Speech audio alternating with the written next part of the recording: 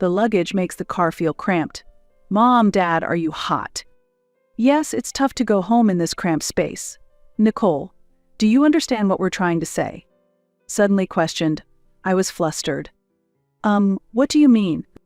You don't understand what we're saying? You should be grateful for the chance to walk home for 5 hours. It's good for your health, and you should be grateful for such an opportunity. At this, I finally reached my limit. Fine, I'll get out of the car. Walking is easy enough. In fact, I can already see our house. Seeing them laugh at what I said, I had a clear plan. I was looking forward to retaliating fully for all I had endured up to now. I, Nicole Hansen, am a 27-year-old housewife, married for half a year. I met my husband, John, in a university hiking club. We are both active and often go on trips on weekends. We became close quickly because of our shared interests. John was always the central figure in the club, actively involved in leading everyone with his opinions when decisions were needed. Since we became lovers, John has always been leading our relationship. I want to eat Chinese this weekend, it's been a while. That's not possible. We're going hiking this weekend. Nicole, prepare lunch for 2. It's troublesome when you suddenly ask for a packed lunch. Are you really trying to argue with me? Thus, John always set our plans, and his word was the final decision. However, I am not the type to assert myself, and I found it easier to follow his decisions. Looking back, this behavior only encouraged his selfishness. I decided to marry John because, although he occasionally showed a selfish side, he seemed fundamentally reliable. However, when we seriously started considering marriage, John made an unexpected comment. Nicole, you'll quit your job when we get married, right? But I really like my current job. Why is a woman arguing? Your job is just a plaything. It's not on the same level as mine. That's why you should perfectly manage the household and support my career, which is more important. For John, my career seemed insignificant compared to his lifestyle and career. His decisions were always final. I pondered over this, but as the days went by, I eventually decided to quit my job and become a housewife. Despite this, I couldn't understand why John wanted me to focus solely on the household when balancing both would make life easier. His true intentions became clear only after our marriage was certain. When we visited his parents to announce our engagement, I faced the reality. Mom, this is my future wife, Nicole. She's going to quit her job and enter the household. Really, I hope she'll moderate her dependence on my wallet. Her abilities are low, but please approve of our marriage. Even though it was John who suggested I become a housewife, his words were harsh. John feels he is fulfilling his role as a dependable husband by making me financially dependent. To him, I was merely a means to enhance his own value. It seems he wanted to show that in front of his mother the most. It was uncomfortable to be demeaned in front of others, including his mother, but if I spoke up, he would get angry, so I continued to endure. Hey, couldn't you marry a more attractive woman? Nicole is modest and plain-looking, and since she doesn't work, it seems she has no special skills. It's like supporting a child with the appearance of an adult. You're really kind to marry such a woman. His mother seemed very pleased with this situation. For her, John appeared as a strong and reliable man who protected me. John frequently accused me of being a spendthrift and openly boasted of his dignity as the head of the family. Despite this, I, who had fallen in love, tolerated his behavior. I thought it was my duty to take care of John. The more burdensome it became, the stronger my dedication to him seemed. Eventually, John even became negligent about putting his clothes in the laundry basket. Originally, he grew up in his parents' house and didn't even understand the basic skills of household chores. Without me, he couldn't even prepare a single dish by himself. Surprisingly, John was proud of this situation, and it seemed natural to him that I handled everything. He felt that earning outside made him the most important, and I should follow his lead. He misunderstood that everything would go his way, and even when traffic was congested, he blamed me. Man, I can't even tell if we're driving or standing. Why did you choose such a traffic-heavy route? I'm sorry, I should have checked more thoroughly. Before I realized it, I had developed a habit of apologizing even for things that weren't my responsibility. 6 months into our marriage, summer arrived, and the increasing heat gradually became unbearable. Nicole, let's go to a cool place for our next break. I've already booked it, John suddenly declared, and I was surprised. Reservation. What about my schedule? I asked. Don't argue. A housewife like you doesn't have plans, he said. Thus, the travel plans were easily decided, and when I saw the credit card bill at the end of the month, it was significantly higher than usual. John, this month's bill is unusual. Is there a mistake? Should I contact the card company? I asked. What? No, it's correct. Because it's for 6 people, he replied. At his answer, I became even more puzzled. 6 people. Why? Obviously, the summer retreat includes my parents and sisters. It can't just be us having fun. It's nice to use one's money for filial piety. No, I wouldn't want to think you're such a terrible person who skimps on family expenses.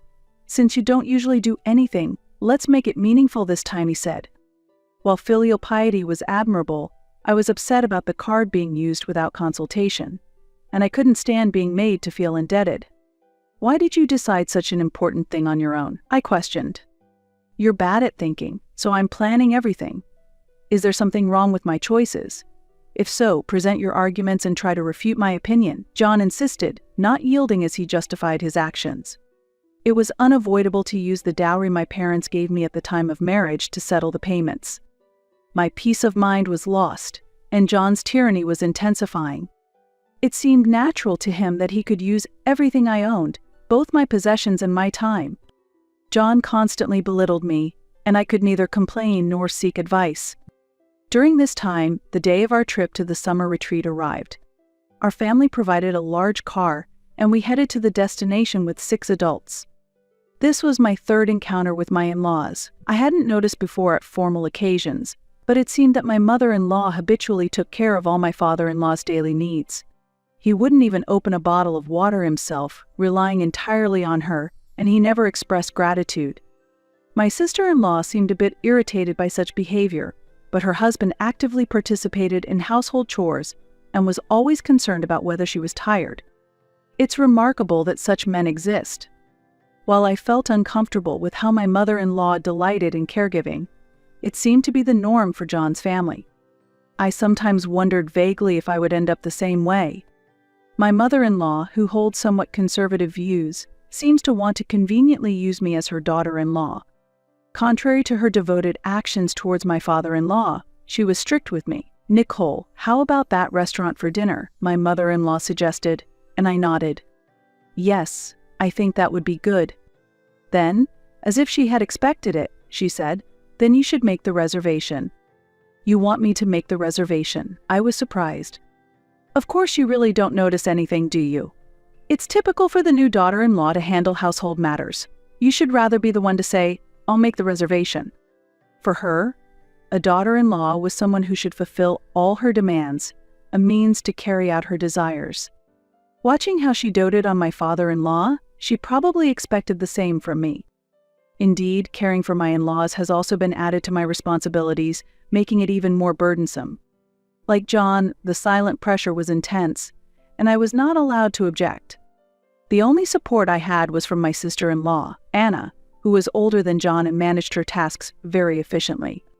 This was our first real conversation, but even during group activities, her ideas were logical and insightful, highlighting her intelligence. Anna intervened whenever my mother-in-law tried to force me to work. She knew how unpleasant it was to be imposed upon by a mother-in-law because she had experienced it elsewhere. John said nothing to his mother, seemingly enjoying his time at the summer retreat. This cool breeze is really pleasant. It might be nice to live in a place like this in the future, John remarked, and my mother-in-law took a deep breath of the fresh air and agreed with him. Truly, it would be ideal to spend our retirement like this. However, this area seems expensive. It's an unreachable dream for us, she spoke with genuine regret. Taking advantage of the trip, my mother-in-law actively moved around, visiting tourist spots and souvenir shops. During this time, John's geographical knowledge was greatly helpful. Despite it supposedly being his first visit to the area, he walked with confidence, as if he already knew the land well, heading towards the places he wanted to visit. For his parents, John remained their adorable son, and they happily complied with the self-centered itinerary he planned without a single complaint. John, have you been to this area before? I asked. No, this is my first time here, John answered. You seem to know more than expected, even the busy times of restaurants. Yes, well? John's response was evasive. In reality, John was well acquainted with the area, having apparently done quite a bit of research beforehand. Perhaps he was putting his heart into making this trip enjoyable for everyone. Lost in thought, I was interrupted by my mother-in-law's voice. "This is heavy, Nicole. Help me, please." It appeared that my mother-in-law had done a lot of shopping, and her hands were full of heavy bags. "Did you buy this much?" "Unlike you, I have many acquaintances. There are many people who need souvenirs. Since I'm carrying so much, it's natural for a daughter-in-law to help. I don't understand why you can't see that. Probably because your parents didn't educate you properly." Being blamed for my parents' supposed lack of education was unsettling. However, my mother-in-law often said such things. Behind her words was the pride that she had raised John well. Her attitude irked me, and I managed to suppress the urge to argue back. Silently following my mother-in-law's directions, Anna frowned at her words. "How can you say such awful things, Mom? Nicole, I'm sorry. I'll carry it with you. Think of it as taking care of the elderly." "The elderly? Why would you say that to your parents?" "I can't clear my mind unless I say it. If it's frustrating, please be independent and don't rely on us." The stress of needing to attend to not only John but also my in-laws was palpable, but with Anna's support and the novelty of the new surroundings, I was reminded of my past romance. John's leadership was reassuring in such situations. By the time we were ready to return home, the car was packed with souvenirs and memorabilia, most of which my mother-in-law had chosen. She didn't just buy souvenirs, she bought everyday items in bulk, claiming, "This place is cheap." The luggage made the car feel cramped. "Dad, Mom, are you hot?" "Yes, it's tough to go home in this cramped space. Nicole, do you understand what we're trying to say?" Suddenly questioned, I was flustered. What do you mean?" "You don't understand what we're saying? You should walk home for 5 hours." "What? Walking home is impossible." "Our home is located in a place where you can't return without using the highway from where we are. Walking home would be a joke." Though we could normally send the luggage by courier, they hesitated because they were reluctant to pay the shipping costs. Using a courier service is a luxury, isn't it? It negates the purpose of coming by car. Compared to that, making you walk is free. It's good for your health, and you should be grateful for such a chance. Normally, I was told not to argue back, but this time I reflexively objected. In response, John and my mother-in-law frowned. "What do you think is more important, your body or all these souvenirs? You have hiking experience, so walking should be your forte. It would be good to enjoy nature on your way back." Upon hearing this, I finally reached my breaking point. I had endured a lot up to now, but there were things I could and could not do. It seems they did not understand this boundary and believed they could say anything to me. "All right, then I'll get out of the car. Walking is an easy task for me. In fact, I can already see our house." John and his mother laughed out loud at my words, and I heard his mother's voice saying, "What are you talking about? You are saying things that make no sense. Have you lost your mind?" they asked, and I replied with a chuckle. "Actually, there is a cluster of resort homes just a short distance from here, and one of the villas there is mine. I'll be there soon, and I don't need to return to the original house. I'm quite satisfied with this place. My butler will be here shortly to pick me up." "Really, John?" and his mother said, shaken. What I said was true. My father ran a business, and our family was relatively affluent. Actually, my parents had recently bought a house in this area as a vacation home. It seems they were planning to live here in the future. This area was very popular with people relocating from cities. I had been allowed to use the villa freely on the condition that I managed the property during the off-season.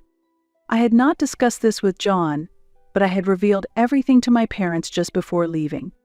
My parents were surprised and then furious, and they told me they would fully support me. Considering that, I decided to move to this holiday resort if they wished. "John, I feel like I have grown stronger thanks to you. Thank you. You have given me many orders and behaved selfishly. I may not have been the ideal wife for you. Perhaps you would be happier marrying someone you love," I said as I bid farewell. His mother's face darkened at my words. "What do you mean by someone you love?" I had been secretly investigating John's actions for a while. I suspected he was having an affair. Shortly after we married, John started leaving the house frequently, citing business trips. The business destination he mentioned was likely the home of a woman living in this area. John, you said you were on business trips, but I became suspicious because of how frequent they were. When I checked with your company, I found out that such business trips did not exist. In reality, you were meeting a woman living in this area under the guise of work. Recently, I found a receipt from a store in this area in your pocket. Her name seems to be Maggie, and she's from the same school as us, isn't she? John could not hide his surprise and seemed flustered. He must have thought he was managing things well. His plans were too naive. Perhaps he thought his actions were not transparent to me. I have always handled all the household chores and was fully aware of every detail of my husband's activities. You knew about that too. How did I not notice you were aware? It was Anna who couldn't bear the situation any longer. She felt it was unforgivable and strongly reproached John. John, what is this all about? Infidelity is not acceptable, she said. Even his mother, who usually defended John, changed her expression this time and looked at him sternly. John seems to have been meeting her during his personal time. They went shopping and enjoyed tea together in the neighborhood. Here are the photos as proof. I used my precious free time to secretly follow John through the crowds. If my suspicions were correct, he would surely leave some clues. His mother also saw the photos I took with my smartphone, and her doubts turned into certainty. John, explain what's going on. Pressed by Anna's intense anger, John finally had no choice but to confess. Trying to maintain his composure, he began to speak. All right, I'll be honest. Just before our marriage, I found out via social media that a former classmate lives in this area. She had moved here for a job, and she's someone I was secretly attracted to during my student days. As we started reminiscing about the past, we became closer and closer. He paused for a moment. Everyone held their breath to hear what he would say next. But what he said next was unexpected.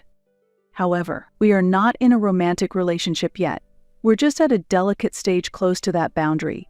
It's precisely because it's such a crucial time that I've been coming here frequently on my own. I've decided in my heart to start a new life here with her as my girlfriend in the future, he explained.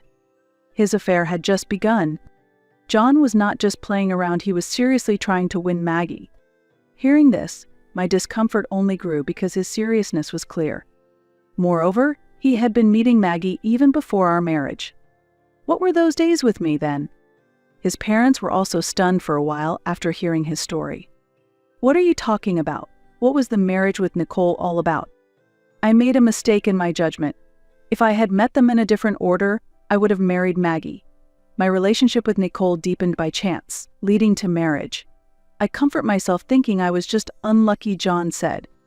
So, our marriage was not what he truly wanted. He had been intentionally harsh to me since getting married, hoping I would initiate a divorce. Understanding this, I realized why John had increasingly behaved selfishly after getting married. All his actions were immature attempts to realize his own romantic feelings. It seems he never really considered my feelings from the start. I cannot easily accept being treated with such disdain. Now, I feel nothing for John. Even if his relationship with Maggie was superficial, the fact that he lied and met another woman was true. His selfishness towards me was beyond acceptable limits. I handed him the divorce papers I had prepared in advance. They were ready to be submitted as soon as he signed. John, sign this. You won't regret divorcing, will you? Yeah, that might be good. It'll clear things up for me, and I can date Maggie freely. John signed the papers quickly, as if it suited him just fine. Watching this, I secretly rejoiced. I carefully placed the documents in my bag and then told him. Actually, John, I found Maggie's posts on social media and contacted her. When I told her we were married, she was quite shocked. Maggie was also a close friend of mine.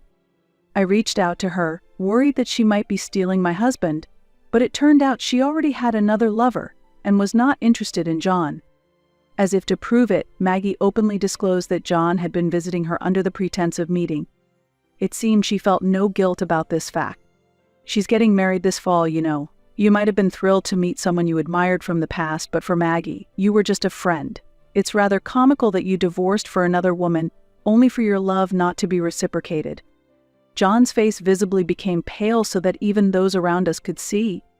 What? Are you lying to deceive me? How low can you be? No matter how much you criticize me, the facts won't change. It seems Maggie hasn't officially announced her marriage yet, but she has shared that information with me alone.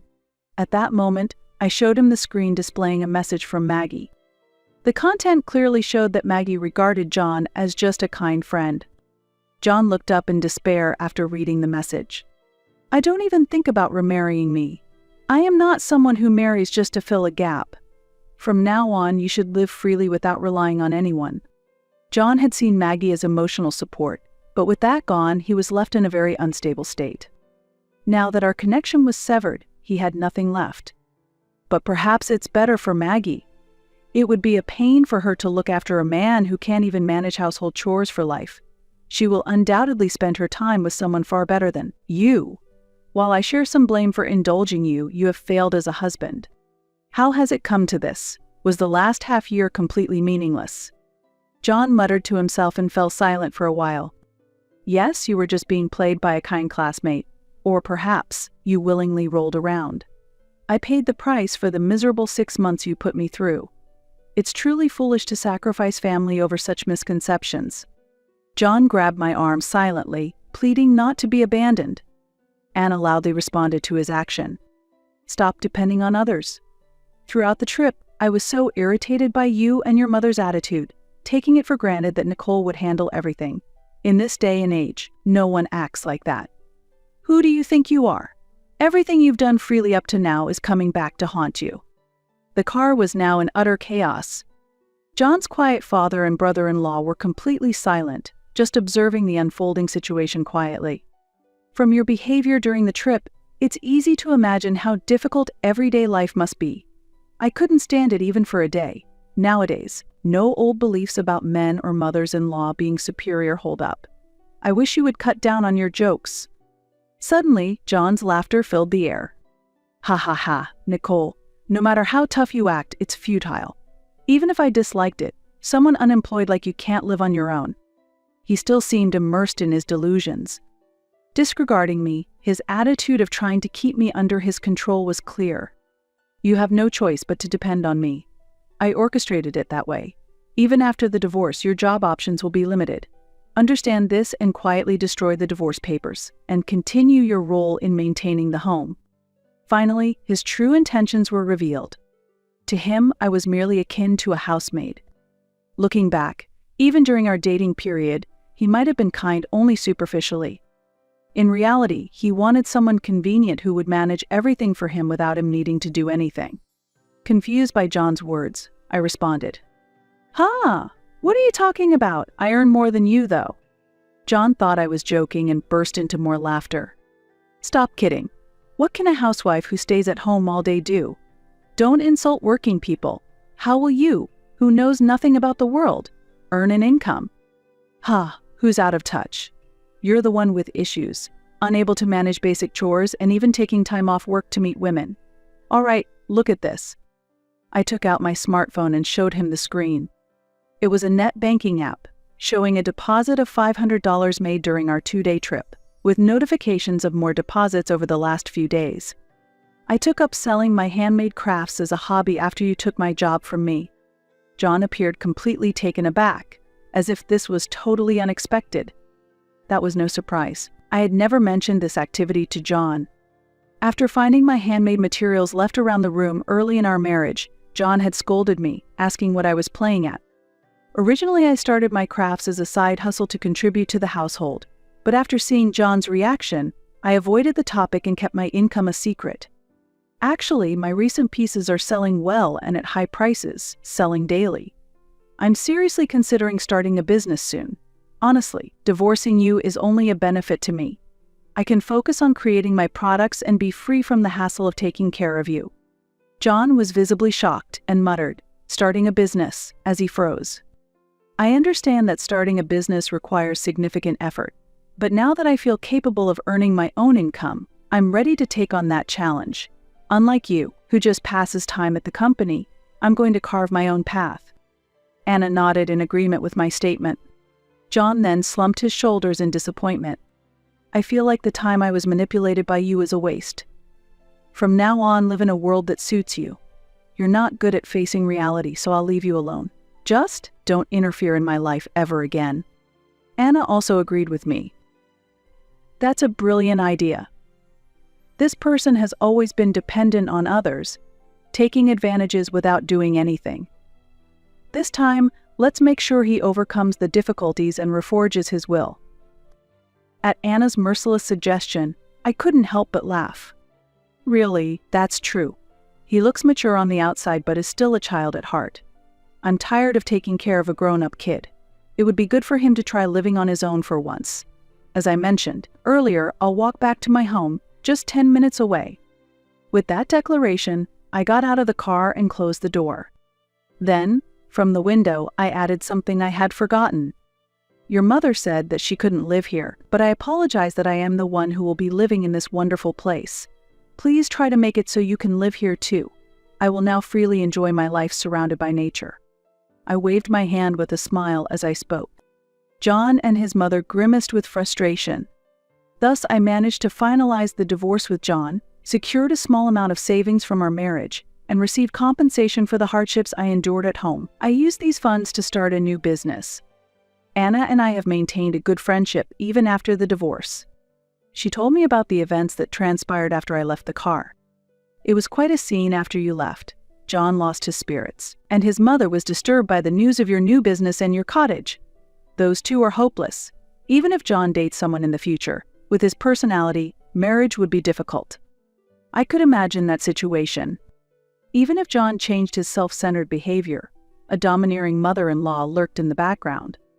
Any typical woman would undoubtedly run away. According to Anna's report, John has completely lost his confidence and now fears even talking to women. John has started living alone, but life is difficult for him, and even daily tasks are a struggle. His father has refused to help him at all because of his selfish actions. Anna laughed, suggesting that John would likely lead a tough life moving forward. She herself has become estranged from her mother, which has significantly reduced her stress. Today, Anna visited my home, complimenting my cottage by saying, "It's a beautiful and stylish house. Wonderful." "Nicole, how are you?" "Thanks to you, I'm doing well." "Anna, thank you for coming all this way," I replied, and Anna smiled warmly and waved back. "It's okay. Coming here is a nice change of pace for me, and the climate is pleasant too. I was looking forward to getting along with you. It's like having a new sister," Anna said, and her warmth brought comfort to my heart. After recent hardships, there seems to be a strange bond forming between Anna and me. Freed from strange family ties, the two of us are building a supportive relationship. "Hey, Anna, please take this," I said, offering her a piece of jewelry I had crafted with her in mind. Anna accepted it and expressed her joy wholeheartedly. "This is wonderful. Did you make this, Nicole? You really have talent. I want to wear it right away," she said, and put on the jewelry immediately. Seeing her happiness, I too was greatly pleased. This is how we were able to build a relationship almost like real sisters. Although my marriage to John didn't go as planned, meeting a wonderful woman like Anna was not in vain. From now on, in a tranquil residential area, I intend to actively enjoy life.